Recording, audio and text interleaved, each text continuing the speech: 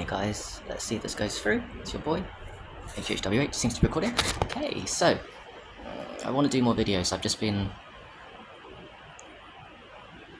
doing my own shit, doing my own work, self-reflecting,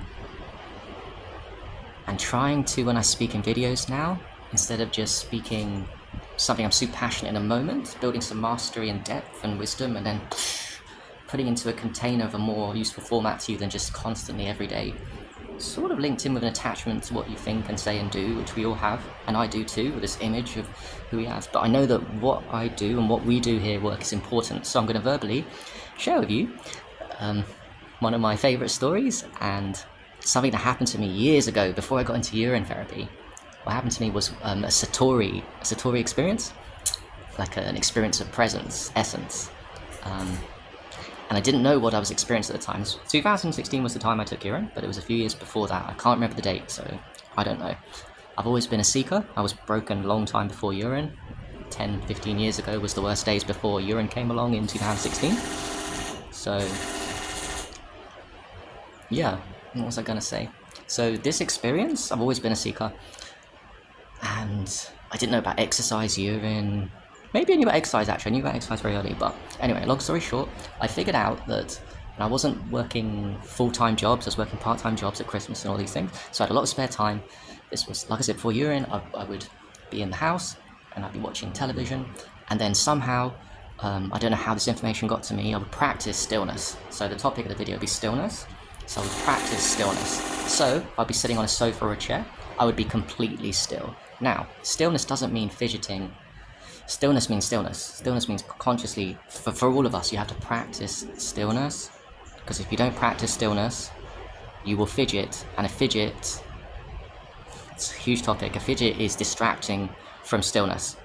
So stillness is your freedom from here. Stillness, the opposite of ego. Stillness is consciousness, eternal consciousness. Stillness is being here right now with all the senses.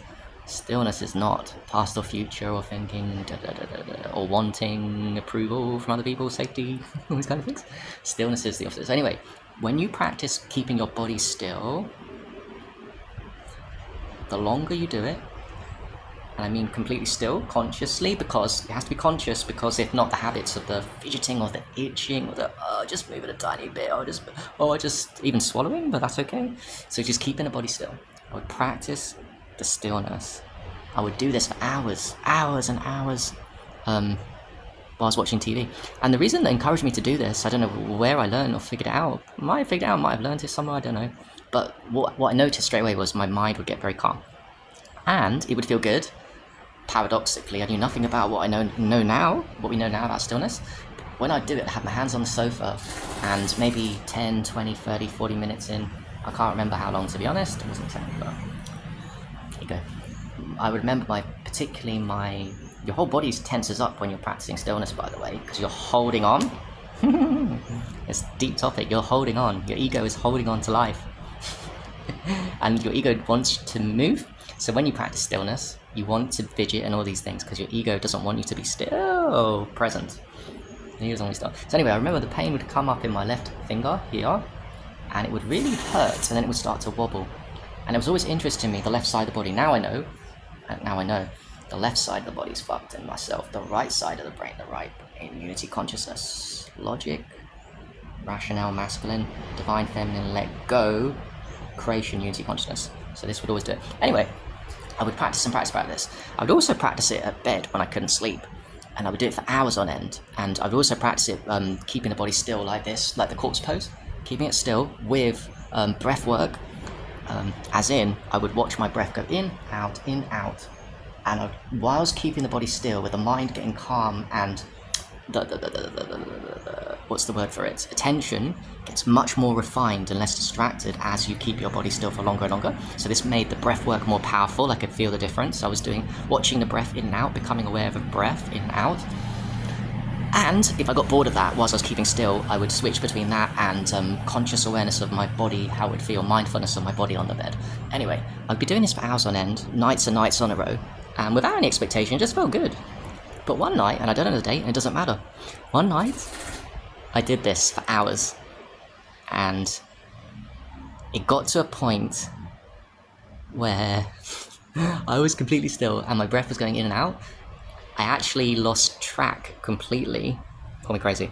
Call this crazy. It's not crazy, but it is crazy. I lost track of what was the in and the out breath. I was watching the breath for so long in such a peaceful state. I actually lost control. I lost control of the in and the out breath. I got confused. But at the same time as the confusion, I had a complete awareness of my breath. So this was my SATORI experience. Awareness, this is the lesson. Awareness of breath, conscious awareness of breath without controlling breath equals the ticket to your freedom here. Because what happened was I got confused on the in and out breath. And as soon as I got confused because I was aware of breath but not controlling it for the first time, what happened was all I can describe to you was a chakra energy ball. I don't know what chakra. I'm saying no chakras. There was an energy ball moved from my second to my third chakra. I'm just giving you locations. I'm not saying the chakras are real. I do believe they're real, but I'm just saying to you, an energy ball moved. I knew nothing about chakras then. From the second to third. And as soon as that happened, I got up. I looked in the mirror in the dark, sort of semi-dark. There was like street lamps outside, and I wasn't looking at myself. Now in hindsight, what I was looking at was I am. Not I am Harry. Not any story of who I am. I was looking at I am. I knew I was changed, by the way, that night. And then my limitations come in. I thought, oh well, tomorrow I'm going to do the same. Nope, tomorrow morning I woke up. And